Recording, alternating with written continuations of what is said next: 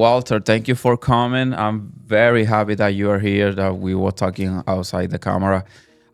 Do you book in my calendar like Walter Speedy? Yes. So where did that come from? The Speedy part. Yeah, great question. So, my dad and I were both named Walter, so we have the same first name. And to not confuse him and I growing up, first of all, I was born fast.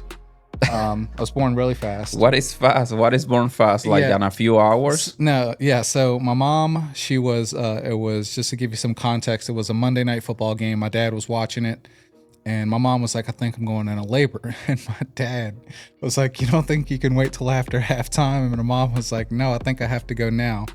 And sure enough, by the time she got to the hospital, I was born within like 30 or 45 minutes of getting to the hospital. So, So you are not first son. no, So you no, are the second, third. no. I'm my father's first son.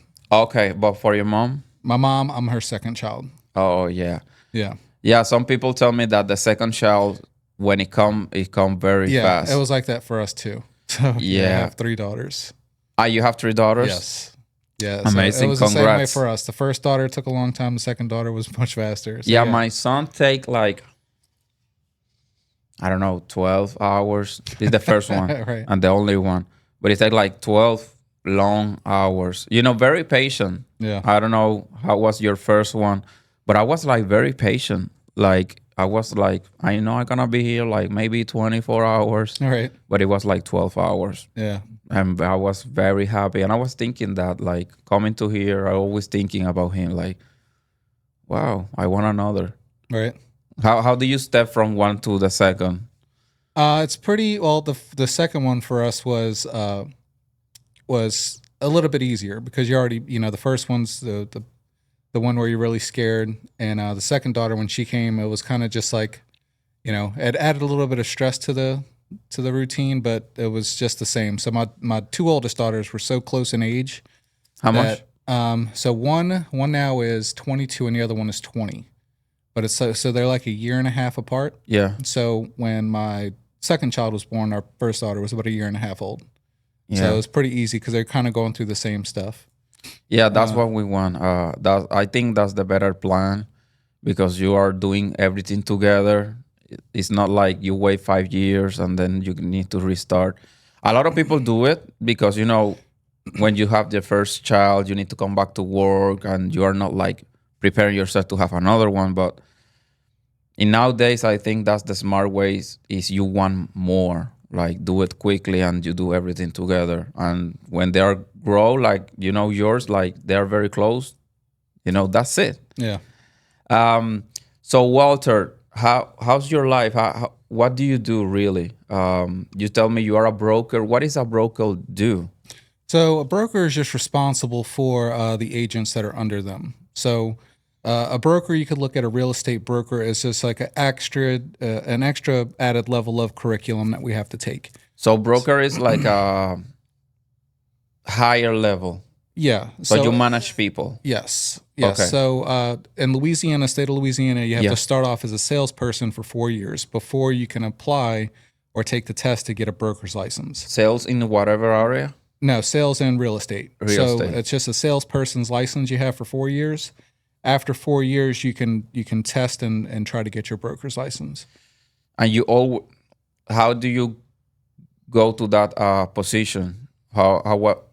Who was you before that broker position? So who was I You. before real estate or just before? Yeah, before you start, why you decide to go to real estate? Yeah. Not the money. Don't tell me the money. I know No, no. real estate is freedom, whatever. But It is the money, but it's not. exactly. So, right. So I started off my professional career, or what I would consider my first professional career at the age of 21 at the NASA facility in New Orleans. I graduated high school.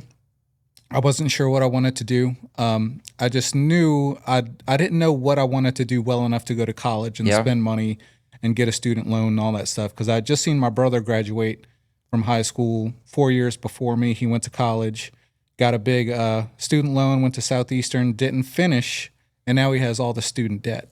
So I was like, I'm not sure if I want to do that. Let me just kind of feel my way through life. So So question. So you was aware in finance at that age. So Yes. your father or mother put a good foundation in finance. Yeah.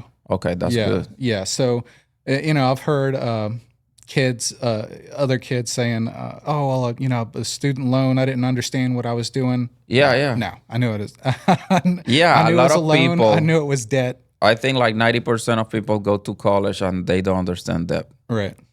Or if they want that. Yeah. So it's like college is a scam for me. Yeah. That's what I think. That's what I tell my kids too. Unless you are going to do something in your life that requires this degree, that's the only really reason. Or you just want a higher level of education and you have the luxury to go do that, then great. But for me, I didn't have that, so I wasn't sure what I wanted to do. I kind of felt my way around for a few years, and then my father-in-law, he worked at the NASA facility in New Orleans. I 100% got the job because he knew people out there. So Yeah. I started off as a security guard, a first responder, and a firefighter because that NASA facility is all like it's all encompassing. Yeah, so So that's they train you it's a for all the self-contained position? unit. Yes, yeah. So I went through about 3 or 4 months of training before I could actually get on the job.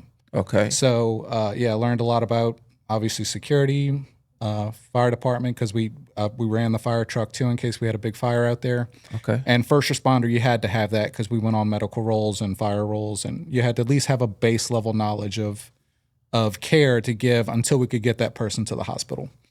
So I started out there at 21, and anything that I do, if I'm interested in, like I'm going to go all in. Yeah, you lock in. Yeah. So by the time I was 25, I became sergeant over the fire department. And by the time I was 28, I became lieutenant over second shift command, which is by that point, I was a federal police officer because I joined out there a little bit after 9/11. So it was considered more of a terrorist target also. Yeah. So we had to get that extra notch up, which was the federal police authority or federal arrest authority. So I did all that, and I was 28, 29 years old when I got lieutenant. And what drove me nuts was I knew no matter how hard I worked or what I did, or I could have been the best lieutenant, worst lieutenant, it did not matter. I knew what my check was going to be like to the penny every 2 weeks. And it wasn't quite enough. And I knew this wasn't going to be what I wanted to do forever. You was a father at the moment? Yes, at the time. So my first daughter was born in 2002. My second daughter was 2004. And then my wife and I, we lost 2 children in the mix there. So we actually had 5 daughters total. I'm really sorry about that. Thank you. So we lost 2. And our third daughter that's living was born in 2011. So she was born after I'd left NASA. So I had 2 young ones going through NASA for about 9 years out there. So that gives you like the inspiration to go a little further in economic space. Yes, because I knew, so not like outlandish, ridiculous stuff, but I knew the life I wanted to provide for my family. I wanted a little bit more than I had when I was a kid, which I think that's every parent's goal is to do a little bit more, do better than their parents. In time or money or both? Both, all of it. So I don't put a numerical value on childhood per se or accolades or success. But I think it's important, right? I mean, you have to get by, but that's not my primary ambition is not chasing that. It's just chasing a better life for my kids. Because you know what, I ask you money or time because a lot of people can provide time, but they cannot provide the money, or a lot of people can provide the money, but they don't have the time. So it's like they're doing a mistake. So you need to like balance like 50-50, maybe a little bit of money, but a little bit more time too, because a kid that grow with money, but grow without you, what kind of values you are putting on, Right. So you are set for both. Yeah. That's amazing. Yes. And then, so that's where the story gets kind of funny, I think, because I watched a movie on Netflix. I don't know if you've seen it. It's called The Secret. Okay, it's gotten pretty famous. It's like a documentary of sorts. Yeah, I watched it. It's about the law of attraction and all that. So I don't know. The intro is amazing. Like you feel like a stupid person in the intro. I remember watch it like 28. That's what you say in the 20. That I think I watched it that time. I don't know when you watch it. When you watch it, do you remember the year? Yeah, it was right before my life changed. It was like 28, 29 years old is when I watched that. Okay. And so I watched it, and I don't know what it was about me. It flipped. It got me. So I was like, okay. I'd never thought about the law of attraction that way, and just as simple as like envisioning a better life for yourself. Because people overcomplicate it, okay, and it could seem like overly mysterious or what's the word I'm looking for? Like hocus pocus, like magic. Yeah. And it's not really. It's just all about imagining a better life for yourself and acting as though you're that person, or starting to take action towards. And that's the big step, right? The action part of making a step towards what you're envisioning for your life. So I started picturing myself in like really nice clothes, because in headquarters when I worked at NASA, it was miserable. We had a big bulletproof vest on, even though it was really cold in there because they had a lot of computers. You're sweating under here because of that vest. So I picture myself just dressed up in business attire, like in a really nice suit. And a few weeks after that, somebody approached me with an opportunity. They're like, hey, are you interested in selling products on the side, for extra money? And what's interesting is the old Speedy would have been like, no, absolutely not. Like, no, not doing that. But I caught myself. I was like, you just watched this show. You've been envisioning a better life for yourself, and this opportunity comes your way. I think you have to say yes to this. It turned out to be Amway. I didn't know much about it at the beginning, but I turned out to be really good at it. So I found the energy drinks and the vitamins. I absolutely love them personally. Yeah. And I think if you really personally like something, it's easier for you to sell, right? Because you know what you're talking about, and you're a fan of the product. The next thing you know, everybody in headquarters, everybody's on monthly subscriptions, my officers, dispatchers. And so you enroll everybody in your office. And I'm hitting all these new agent. They have what's called like quick agent or new milestone bonuses for newer IBOs that come on. And I was hitting every month, hitting it and getting the bonuses, and making decent money on the side. And I told my buddy Tommy at the time, I was like, hey man, I just made like an extra $3,000 a month selling the stuff. You should come do what I'm doing. And he was like, man, respectfully, I don't have time. He's like, I just made, he had just got his health and life insurance license. He's like, man, I just made 6 figures last year selling health and life insurance. So that was my pivotal moment. I was like, okay, I know I'm not happy at NASA, and I just figured out I can sell. This guy's saying he's making good money selling health and life insurance. Let me see what this is about. And so that's when I got my health and life insurance license. And so before that, sorry to interrupt you, but sure. Before that, you never imagined your life as something else? No. So you was looking to NASA because your father was there, right? So you never imagined your life outside that area? Not until I watched that documentary. Wow. No, I probably... So you probably was gonna stick there like 20 years. Yeah, because you could get, they had like, I wouldn't call them great, but they had 401k plans and retirement stuff. And there's nothing wrong with that.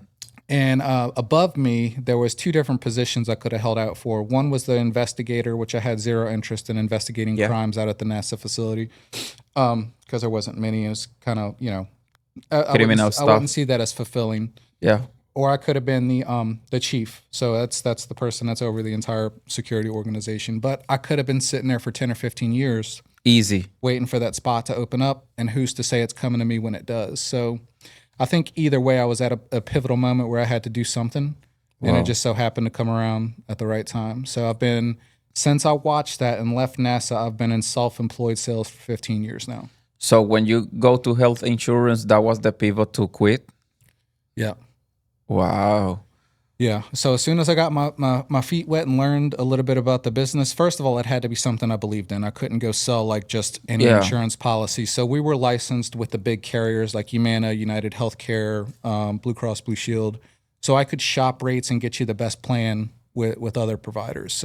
So how do you find the clients? You was door knocking or something like that, or they give you like a list of client that you can call? A bunch of different ways. So obviously they tell you to reach out to your friends and family. Yeah. And then you can, we bought what's called shared leads. So it's very cheap leads, but there's like 10 other companies calling these people at the same time. So it's a very aggressive form of prospecting because the people are like kind of irritated because their phone's blowing up right Yeah, after. yeah. You know, if you've ever submitted a quote online, hit enter, and your phone starts blowing up, Yeah, that was nowadays it's like the that texting. was me. Texting is bomb. Nowadays they don't call you, but they send you like bombs of text, like from different texts, the same person. Right. That's I don't know if it's working because I don't text back, but I don't know. Everything changed from that time to now, and from that moment, social media don't impact that way like now. So the people was more connecting with people. It was more easy than the selling part. Uh, so how was the hook? How do you manage to be a rookie salesperson Right. to be a average and then or are getting good? So how you change your script Yeah, so it's a in good the calling question. sales? Yeah, it's a good question. It's you have to learn a lot pretty quick on the phones. Like you have to learn your skill set. You have to learn how to control the conversation. You have to learn about pitch and tonality. That's everything. So how you say what you say is more important than what you say. Okay. So I had to learn a lot there, which really translated very well into real estate. So I go from calling these super aggressive leads. People are like, as soon as they answer, you're the fifth person that's called me in the past, and you have to learn how to Exactly. de-escalate, and then go in for the appointment. What the one thing that helped me out was I was actually a local agent who could come meet you at your house Yeah. and pull up your quotes and do everything for you at your kitchen table. Whereas the people that were calling from out of state were trying to sell insurance policies over the phone. So I think people liked that initial, the appointment of actually meeting somebody in person Yeah. and like, hey, look, I'm not trying to sell you a policy over the phone. I actually want to come sit down and talk to you. Yeah. That So helps. yeah, big time. And then how you manage those days that you wake up? I know you're a positive person, I can tell, but those days that you don't want like talk with 20 people a day, how do you manage those days? How do you survive those days that you don't want to talk line, but you Right. do it because you got to do it? Yeah. So that's where the discipline comes in, and just knowing that your brain's trying to talk you out of doing something that's because it's uncomfortable. You know what I mean? Yeah. It's I've learned over the years. I've done a lot of work on myself and self development and learning about the brain and how we operate and what makes us work. And our brains are designed to keep us from doing things that are uncomfortable or dangerous, which we're hardwired that way. But the threat, the danger is not the same. So that thing that's telling us, oh, you shouldn't do this, it's uncertain. Like there's no predator outside of our house that we live in anymore. Yeah. Like there's no real danger. It's just how we're hardwired to avoid uncomfortable or difficult situations. So once you understand your brain is trying to actively talk you out of doing it because it's uncomfortable, you can bypass that and just act anyway. So the key is to do that. And to take it a step further, what you have to acknowledge when you're really burnt out, okay? Because I'm not gonna lie to you. In this industry, any sales industry, you sit down, you make prospecting calls for 2 or 3 hours a day, 5 days a week. It's Yeah, mentally I know. taxing. I know. I It know. is mentally taxing. So on those days where you're like, look, I really don't want to pick up the phone today, you need to ask yourself, okay, do I really need a break, or am I punking out because I don't want to do it? Okay. If you can answer that for yourself, like I've been able to say, like, no, I need today. That's different, but you can't, that can't become a new pattern either, though. So if you have, let's say, I don't feel like prospecting today. I don't feel like prospecting tomorrow and the next day. That's the start of a new pattern that you want to get away from. That needs to not happen. You know what I mean? So Yeah. give yourself that day, 2, maybe, but 3rd, you got to get back on it because it's important for your psyche to know that it doesn't matter how I feel. I have to operate anyway. So when you tell me that outside there's no danger outside, Right. that's what I can tell about that is like our culture let us be insecure.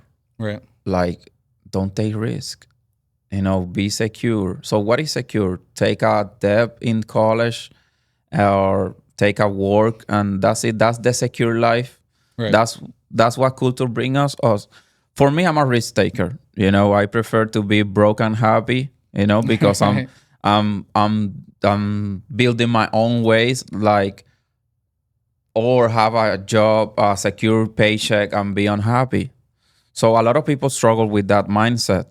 So how do you define yourself? You was stuck for 7 years in one work, and then you see the world very different. Like, wow, I was insecure, and I achieved, the level of secure of myself.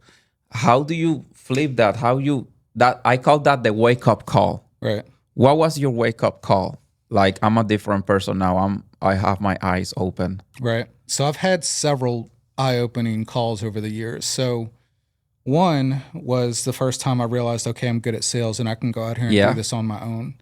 Um, and then there was multiple. So it's not just one wake up call. If you're really paying attention and if you're really like, yeah, advanced in personal growth or very interested in that, there's multiple levels along the way that you have to deal with and break through. yeah, There's going to be the imposter syndrome where I don't know what I'm doing, and then once you learn what you're doing, then it's like it's a different set of skills or it's a different level that you have to conquer, and that's kind of what I like about it is there's always something new that you have to get over about yourself, and there's self-limiting beliefs that you have to break through and deal with too, because all along the way I also dealt with mild bipolar depression that I brought with me since as far back as I can remember. yeah, And as I got more busy and more stressed out at work and all those things, the anxiety, the depression, and all that stuff really ramps up. So how do you deal with that? I started dealing with it in a very unhealthy way. I would overly consume alcohol or eat too much because those endorphins and that yeah. numbing feeling to try to escape the stress and anxiety of your problems. So once I realized that, it's like, okay, I have to get rid of the alcohol. I have to get back on my training. So I've lost over the past 3 or 4 years. I've lost 70 pounds, alcohol free, because I was just using it to. Everybody needs to like take the edge off, right? Or Yeah, real yeah, estate's stressful. You'll even see people in real estate sharing, photos of like oversized wine glasses and talk about yeah. how stressful the job is, which it is. But once you start using exterior things to numb your emotions and feelings, that's very dangerous. So, I've gotten to the point of self development to where you're battling through a lot of stuff. It's never just one thing. So you It's get addicted to the self development. yes, And that's good. And you say something very good about when you celebrate, you pull wine and you are like a dinner. So that's something that culture also, I don't know if it's in America, but I think the culture make us like insecure and fat and alcoholic at the same time. But every time you're gonna celebrate something, you go to dinner. right. And when you're the adult, you're celebrating something, let's drink alcohol. So it's like a loop, and Yeah, for everybody's sure. inside the loop. And in the end, when you are like depressed or like getting sick, you don't understand why. But then when you like sit down and you collect your own data, oh, Friday night I eat those wings with three wines, and then you keep collecting data, and you do the same for 20 years, and then you get sick and you don't understand why. But I think it's like we're living in a loop simulation over the years, and people don't realize like, well, we're living in a loop. Like, I'm getting sick, I'm getting tired, I get the anxiety, but I'm not doing nothing different. Like, I'm doing, for me, I've been sober like 2 years, and I start very early to drink, like at 14, 15 years old. And it's not when you quit, like, you realize like you have a problem, Right. because you're doing like very regular. Even you not get drunk anymore. When you drink too much, you're drinking by fun. You don't have like the chill, like. And when I stopped, I realized like all the joy that I was having drinking, I'm having it now without the drinking. Like, my body's responding better, my mind is more awake, and you don't understand that after you quit alcohol. How was for you? Oh, it was amazing for me. because I'd been on like the loop you're talking about. It's a Yeah, insane loop it's because a big loop. yeah, because I was, and especially here, you're talking about like part of the culture, like New Orleans culture is just partying and drinking and looking for an And fried food. excuse, looking for an excuse and a reason to go party. Yeah, And I was born and raised in New Orleans with that mindset too. So it's just, man, when you naturally struggle with depression or anxiety, using that stuff to further medicate yourself is just insanity. So literally, because you're on that hamster wheel. So the breaking point for me was I was about to turn. It seems like all this stuff in decades comes for me. So like right before I turned 30, major shift into real estate. Right before I turned 40, I had been obviously just drinking way too much, and still what's really sad though is on the surface like relatively successful. Like at the time I was the managing broker of Second Line Realty, a company my partner started and I helped him run. Managing broker for a real estate company in New Orleans, like selling houses. And so on the surface, you would think like the guy's doing okay, but behind the scenes, like I was a total mess. So what happened was I was, they say like the roller coaster of real estate. Really, it's just a roller coaster of prospecting and you not doing what you're supposed to do. yeah. But nonetheless, I was there. I'd fallen behind on my bills for like 2 months, and I had a couple of closings. So when I had those closings, I didn't pay my bills for some reason. I was just living in a dream world, or just like, oh, okay, I'll get to them when I can. And I was, I want to say about 6 or 7 days before my 40th birthday. So what? When did you say bills? Like regular bills? Yeah. Your house, your House, car payments. I was behind on all that stuff, for about 2 months behind on it. just because you want to, or No, because you because was in something? yeah, because You was dealing with my something. yeah my personal sales had dipped because I was not prospecting or Oh, work. I okay, was not okay. working as hard as I should have been Yeah, because I'm drinking. So there's the ups and downs. That again, they people in our industry, we say it's the ups and downs of real estate. When it's I know that's not the case because I've lived it. It's if you ever find yourself in a roller coaster of income, that means there's a roller coaster of income producing activities, meaning you're not doing what you're supposed to do here. You come up, you do a bunch, and then you get some sales. So that's the up and yeah, down I'm referring to. So I was in one of those downturns, but I just got a few deals. I closed them, and I had like um, a good amount of money in my bank account. yeah. And on the same day, my car got repossessed, and my lights got shut off. Your what? My lights, my electricity. Oh, boom. Yeah. Bye. Yeah. So what's funny though is my electricity goes off, and I'm like, damn it, I have to go pay the bill. I go outside, and my car is gone. And I was like, The same day. same day. And the same day the money arrived to the account? No, I'd had the money like the week before. Oh, I didn't pay it in time. I just you was procrastinating. That's the word. procrastinating. Perfect word for it. Perfect word for it. Yeah, just procrastinating. Like especially in real estate, like you said, the you celebrate, right? Two Yeah, deals. you Like, celebrate too much. celebrate 2 deals. Finally relaxed and just too relaxed, not really paying attention to Yeah. the repo and all that stuff. So um, it was like a few days before my 40th birthday, and I was like, this is crazy. I cannot drag this circus into my 40s, so I have to go get help. And I walked into a AA meeting for the first time, and so it was the first time I said I was an alcoholic out loud, and it was very freeing because it Yeah, it's wasn't my like little boom. yeah, it wasn't my little secret anymore. Like now this room full of people also know.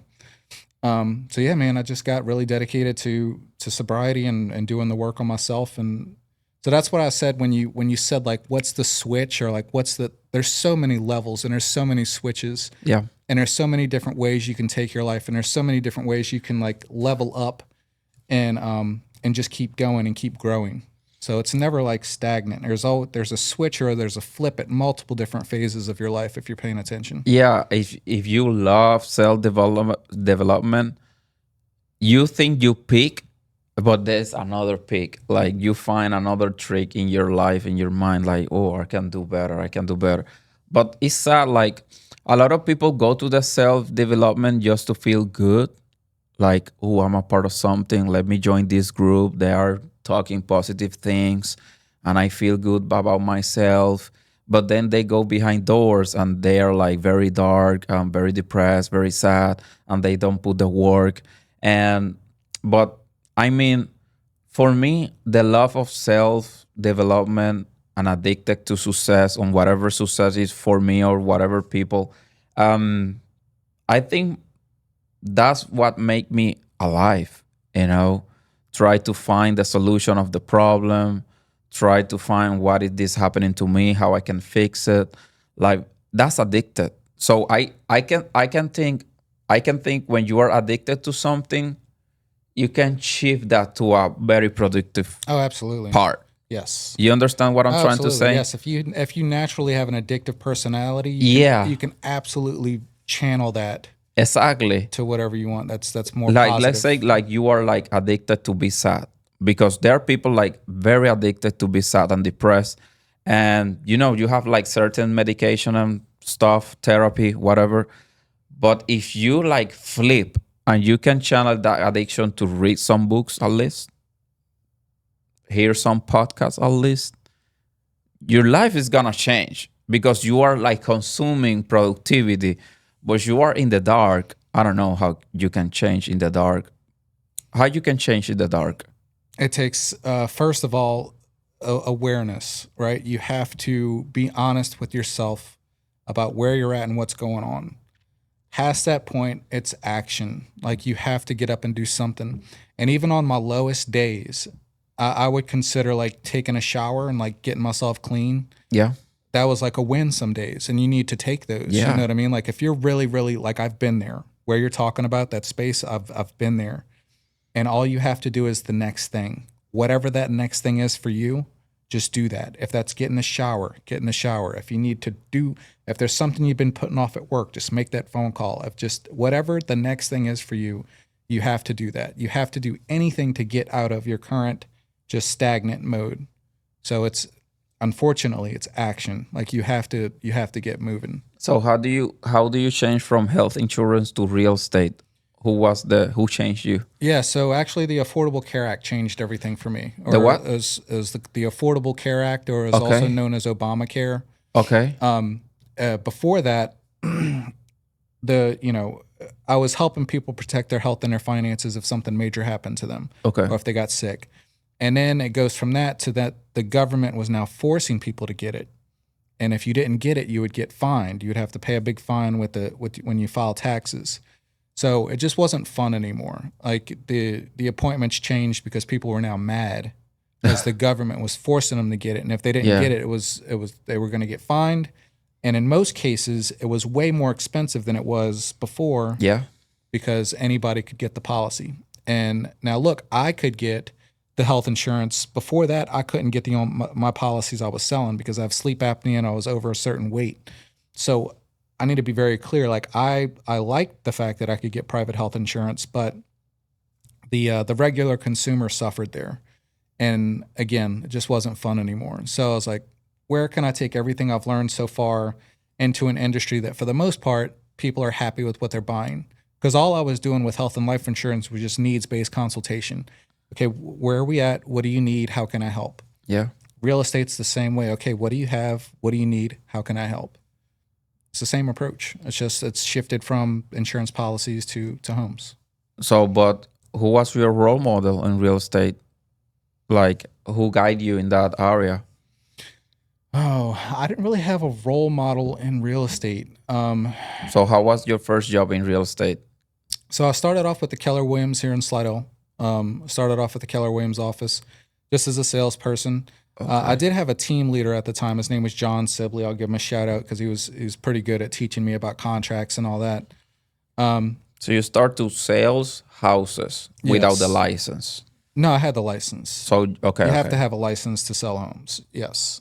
Different than health insurance. Yes, it's a So different you license. take the license test for real estate. Yes. Realtor. Yes. Okay. Yeah, it's a real estate salesperson course you have to take, and it's usually like a 90-hour block of information. I took care of it. From the time I'd started the course and got my license was about 5 to 7 days, so I got through it pretty fast. Okay. So yeah, once you get your license, then you can start selling homes. So started, did pretty well my first year. Realized, I wanted to seek out other brokerages, and I did that and kind of bounced around over the years and helped other people build their brokerages up. So this is about the Epic Realty opening up in May of last year here in the state of Louisiana. It's the third brokerage I've helped So when start you from the say ground that up. open brokerage is like you helping people doing open firms? No, so it's like they want to start their own company. Exactly. Yeah, so I help them get their company started. Okay. So I just so happen to be at the beginning phases of 3 companies now starting from the ground up. Okay. Okay. You lost me there. So you start in real estate sales. Yes. You have a team leader to teach you, right? And then you start selling houses only. Yep. And then you start to grow companies. Yes.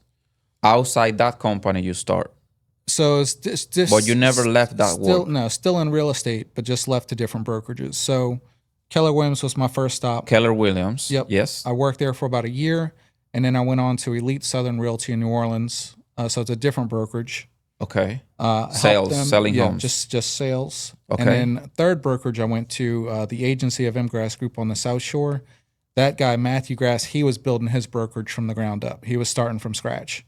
So me and my partner Garrett, who I came from Elite Southern Realty with, we met with him, and he's like, "Hey, I'm starting my own company. You guys, and we just kind of helped him out." And why you left the first one? Keller Williams, Yeah, Keller Williams. great company. I didn't ask enough questions. I was, I guess, just naive and excited. Yeah. I didn't know what I was doing, so I knew Keller Williams was a big name that I could kind of hide behind because I didn't have the experience. And the long and the short of it is, once you get into real estate, you're like, okay, you have your what's called commission splits. So you have your broker, you have to pay your brokerage, and then you get a share of what's left over. I handed in my first check at Keller Williams. It was like a $9,000 commission check, and I got back about $3,500 because I had my splits with Keller Williams, and I had my split with my team leader too. Oh. So my check went from 9 to 3, and I was like, nah, so you take like 30% of your check. Yeah. So every brokerage has different splits. So like mine, for instance, understand. My company has an 85-15 with a 15K cap. That means as soon as I've paid in my 15% to reach 15,000 for the year, I get 100% of my commission past that point. So you have to make sure you ask the right questions at the brokerage you're joining to make sure to see what their commission splits are, their fees, what do they give you in return for what they're getting from you. So it wouldn't be a bad thing if I had that first check and I handed it in, but I could see like, oh, okay, well, there's no doubt that they're using my money adequately, like, because I don't want for anything. But that wasn't the case. I handed in my check, got that 3,000 back, and I was like, I don't know what they did to earn that 6 or 7, but I can't stay So here. it was an economical decision. Yeah, for sure. And then when you say you build the brokerage, you was building with your own rules. No, so I helped 2 other people build their brokerages. So Matthew Grass, he built his brokerage. I was just kind of like, I was the COO of the company, really just a paper title he gave me. I was helping him with run sales meetings and sales trainings and things of that nature.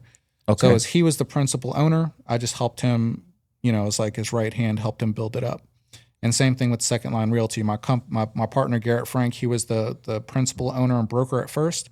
I was just the assistant that helped, get the office up and running, helped with training, helped with anything I could help out with, and then eventually became the managing broker of that company after he left and moved to Florida.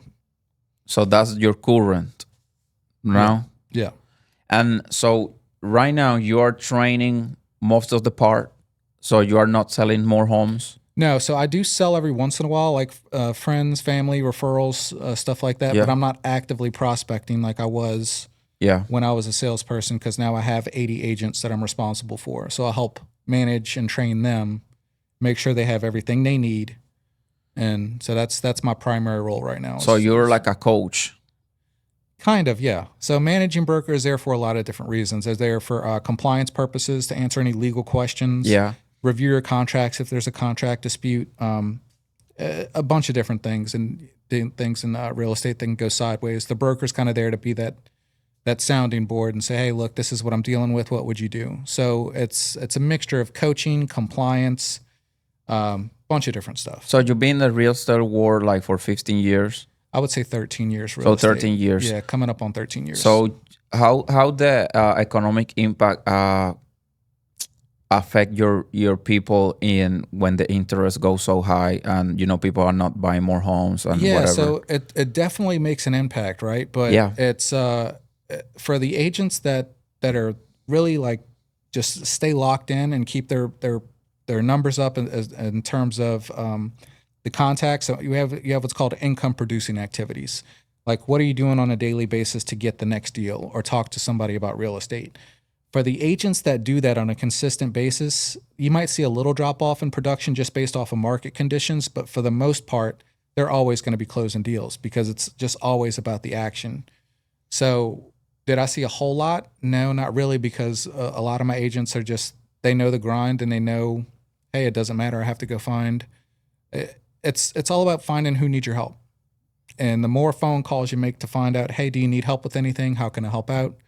You're gonna do okay. So your market is in New Orleans area, or what areas you work My in? market's everywhere. So we are Outside licensed. state and We're everything? yeah. So my company's licensed outside the state, but me, just the managing broker of Yeah. Louisiana, we're open in on the South Shore, New Orleans. We're open in Slidell. We're open in Baton Rouge. We're open in the Lafayette market. We're open in Lake Charles, and we're also open in the Shreveport market. Um, So I have little pockets of agents all over the entire state. so where do you meet all these 80 agents? By Zoom calls, or Yeah, Zoom. or Yeah, you do a event?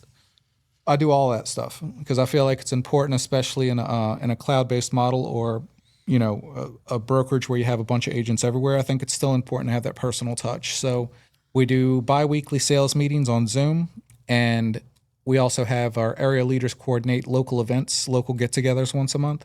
So if I can get it on my schedule, I make it my business to go there, to go to Shreveport or Lafayette or Lake Charles to be present for the agents that are there. Yeah. So in the once a month meeting, so what they talk about there in It the all meetings? depends. So our once a month is there to just kind of keep the community together. Yeah. If there's nothing like a training topic that needs to be discussed, we'll just go have fun somewhere. So we'll go to like Top Golf or Top golf. yeah, or just go to like a networking event or just like a So social. connect with each other and meet the new person, the new people. It's like a networking event, but from your own. For our company, yes. Amazing. Yeah, and any like specific training that needs to happen, it's usually done over a Zoom meeting. That way we can get everybody all on the same page. Or the area leader, sometimes they'll host local training. So it's up to them. We let them design their own programs. You never bring like outside people from the real estate to train your people. It all depends on what their skill set is or what their topic is. By example. So tell let's me. say they're not licensed in real estate, but they're professionals in foreclosures or they're professionals in But that real estate. succession. Yeah, But what about personal development? So you don't bring people to teach your guy another skill set, yeah, I'd be open to that. but you never do it. No. So you are only related to real estate work. Yes. Amazing. Yeah. But Yeah. we do open it up to different topics. Like I've done with everything I've brought myself through over the years and Yes. the things I've learned about myself, I have brought that stuff to the agents in terms of like self-development, mindset, all that. So yeah, I think it's really unique what I've been through in my career because I get to tell the agents what not to do also, like the pitfalls that got me. Like the years I chased the money, got the money, and then I was just depressed because I realized Yeah. it wasn't fulfilling. So I bring all of those lessons to the agents, like what to do when you're in a slump, what to do when you're in a rut. So Yeah, because in business, in any business, you can have like your economical roller coaster, but we are humans. We have our mindset roller coaster or our emotion roller coaster. So I was asking you that because sometimes we work and we trying to work, but we need training outside the work too, like you're doing, like you're talking about other stuff, and like I say, when we living in a loop, like the drinking, the food, we celebrating, whatever, we get stuck in that area and we forget like maybe how to live another life. And for that, we require like another people to teach us. So what do you think about that? You are in the real estate, the health insurance. What how you say this in English? Like Do you go to conference outside real estate, like Yes. Tony Robbins, like example, like something like very outside of your industry? You go there, you have coaches and from another areas in your life, or just real estate? Yeah, I have. I actually have been to those events, and I actually have a personal coach right now that I still work with. Oh, That amazing. keeps me on track. So how do you find that person? I actually found him by a connection with another friend of mine. So he's a NLP certified coach. I'll give him a shout out, Eric Schwafel. He's NLP certified. So I was very interested in that. That's how we connected. But over the years, he's also been a personal trainer and a bodybuilder. So he is very unique in the fact that he's really deep on the self development and Yeah. mind space, but also deep on the physical and nutrition side too. So I found like the perfect coach for me because he So can that you have all those that's three your areas. passion. That training is your passion too. Yeah. So I've always been obsessed with weightlifting. Even when I don't know, I probably started when I was 14 years old. So it's funny because I'll have people. I've moved some pretty significant weight over the years. I was a professional or not professional. Yeah, I guess competing power lifter for a few years, and I would have people ask me like, "Man, how long does it take to do that?" And I'm like, 10, 15 years. Like it's a Yeah, long time. technique, a lot of technique. Technique and consistency. So yeah, I'm also big in the physical fitness as well as spiritual. So So you even when I was sorry to cut you off, even when I was overweight or like 318, I was still big and stocky and could bench like 365. and then but that's how you work your mental health in weightlifting, or you have a sport that you like to play or not? Really, the thing that's helped out my mental Yeah, more than anything yeah. is my morning walk. So you do So a walk. yeah, so a few years back in 2019, I'm not sure if you've heard of this program. It's called 75 Hard. Yeah. Yeah, I've done that. So the first time I tried to do that, I failed so many times because I couldn't stop drinking. And I would try to like 75 hard my way to sobriety because in that program you can't drink. So it's like, all Yeah. right, I'm starting on this day, and I would get to like day 7, day 8, and I would drink and I'd mess up. So I had so many times where I messed up and fell since 2019. And then when I got sober, I did the program successfully for the first time, the first 75 days, did it. And man, it's just, I can't speak enough about that program because what it did for me was one of the workouts has to be outdoors regardless of weather conditions. Yeah. So I started to have this walk that I mapped out in Heritage Park. I park at the parking lot and I walk through it. It's a perfectly, I have 3 different routes. One's a perfect 45-minute route for the 45-minute workout you have to do outdoors. And I have a second route, which is 3 miles exactly. So that's every day walking out through the park and also listening to different motivational content or podcast or whatever, something positive and light in the morning. So I'd walk and every morning, 3 miles through the park, rain, sleet, didn't matter. And man, I just worked out so many of my problems there because you have nothing but your thoughts. Exactly. You're walking for an hour back and forth, and you're going through, you're battling your demons. You're digging through your problems, and making peace with certain things. So out of everything, the weightlifting's good because it gives you that physical, feels good to be physically strong. But the mental, I get far more mental from that morning walk, man, because you get to see so many different sunrises, different conditions. Morning walk. Morning walk, it's amazing. Wow. Yeah. What about cold showers, all that? You Yeah, I do try? the cold showers and all that. Yeah, I'd like to cold plunge, but I haven't really had the time to go get 20 bags of ice and fill my thing with it. But I would like to buy like a cold plunge for the house. So yeah, I haven't delved into that, but I've heard great things. What So about sauna? I do cold yeah, plunge. It's very good. But what about saunas? they have a sauna at my gym. I don't use it much. You don't use it? But I have a buddy of mine that keeps telling me I need to get more Yeah. serious about that. Yeah. It's gonna, if you find like joy in the walking and you find like you fighting your demons when you do sauna and cold plunge, is wow. You're gonna reach some places in your mind that you don't think was there. Like you're gonna because it's so, when you do the cold plunge, like okay, you do it one time, but let's say you, when you start to doing like more than 20 times,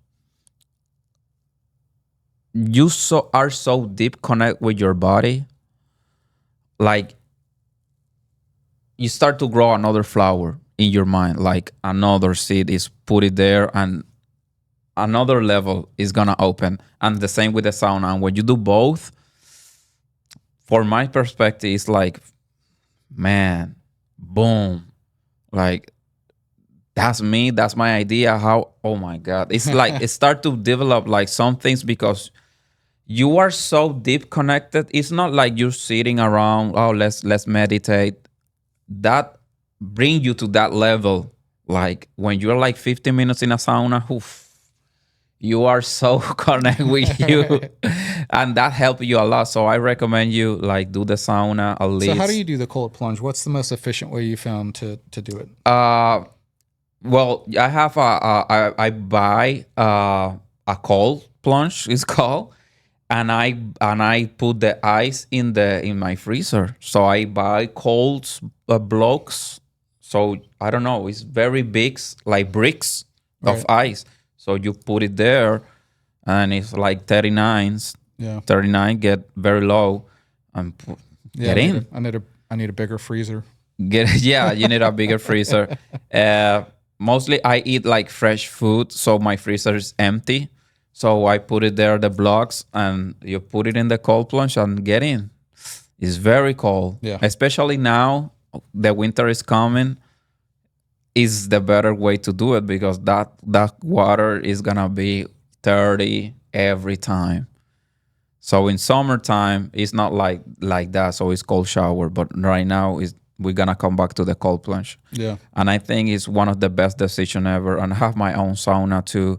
And when I combine those two, those days that you don't want to do it, nothing, like nothing, because you are like you can be successful and be depressed. You can be Oh successful yeah. and have your dark I moments. was there. Yeah. So when you do that, happiness is you're another person. So that's why a lot of people say, I don't need cold plunge to be success. I don't need sauna to be success.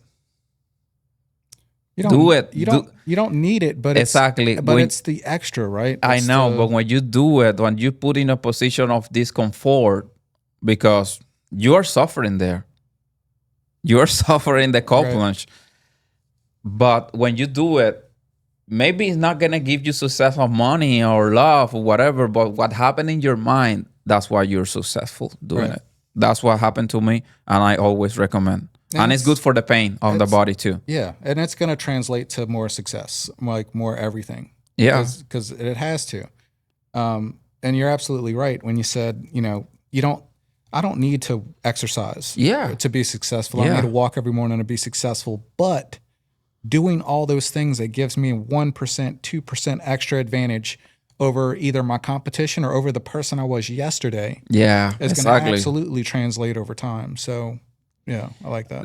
Like you say in the beginning when we was talking, I asked you when you don't want to do calls, and you say like you need to do things that is discomfort to you, like you don't want to do it, but discipline taking, that's what it takes. Discipline's taking, it win everything. Discipline is, the real winner. I play tennis, right? And a lot of players are better than me. They have more discipline than me. That's it. All right. I can be like extremely fit, better food, better sleep, but they are more disciplined.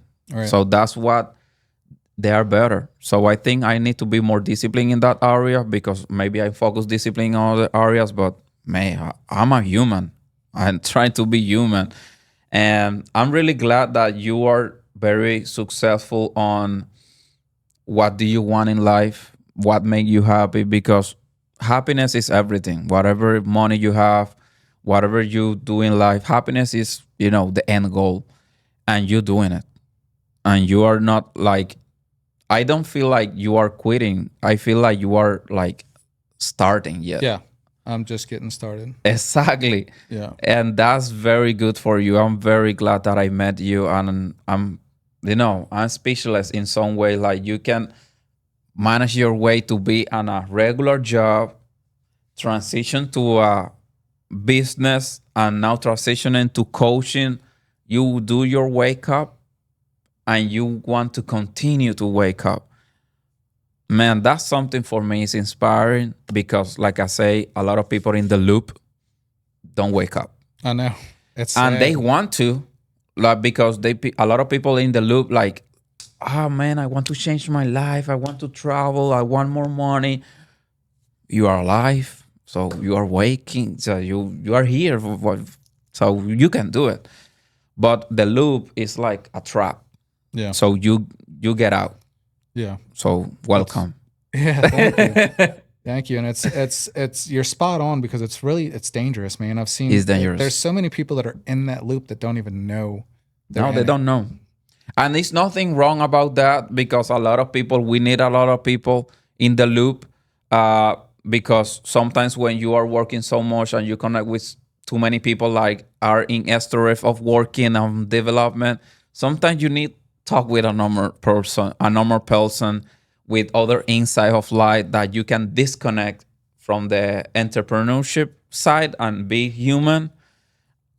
We need those people, but I need to understand, like, some people that are in the loop, they want to get out and they get stuck there. Right. That's what get me crazy. And I have a lot of friends, in this, I'm in my 30s, so you have a lot of people that, they want to change their life in their 30s, but they don't do nothing. What we can do for them, for the people they want to change their life and they do nothing. Yeah. All we can do is keep doing what we're doing. I mean, the best way to lead is by example. I mean, I know it's kind of overused statement, but it's true. So what I mean by that is, you see people, they'll be like, "Oh man, there's something different about you. What's going on?" And you get to share your story then. Yeah. So yeah, we just have to keep walking the walk and talking the talk, and eventually those in your life that are in your ecosystem, hopefully that rubs off on them. Or if they're close enough to you, you need to have that uncomfortable conversation with them, like, hey, you know, this is something you want to be a delicate, right? You don't want to be like insulting about it, but you just want to Yeah. make them aware, like, hey, you can change, you can do something different here. How you deal with people that you do why they have potential but they don't change? How you deal with that? It's very sad. It's very sad because over the years of coaching agents and coaching different people and different aspects of life, like you see, they have so much potential Yeah. and they're just not doing it. And it's tough for me because you can't want it for them. You can't you can't make the calls for them. You can't do it for them. You just have to do everything that you can to give them the information that they need to make a decision one way or the other. I would love to say, man, there's some way to drag somebody across the finish line. There just isn't. They have to work. They have to meet you halfway. It's it's tough. It's the toughest part of coaching, honestly, to see so much potential in people and see them either make excuses or pass the buck. It's tough. It's tough. But you just gotta stay there. Stay right there, and be with them. Oh, thank you, Walter, to those insights. Thank you for coming here. I'm really glad, like I said, I met you, and I'm very happy for you. Thank you. Not where I want to be, but I'm grateful that I'm not where I used to be. So Oh, that's yeah. beautiful.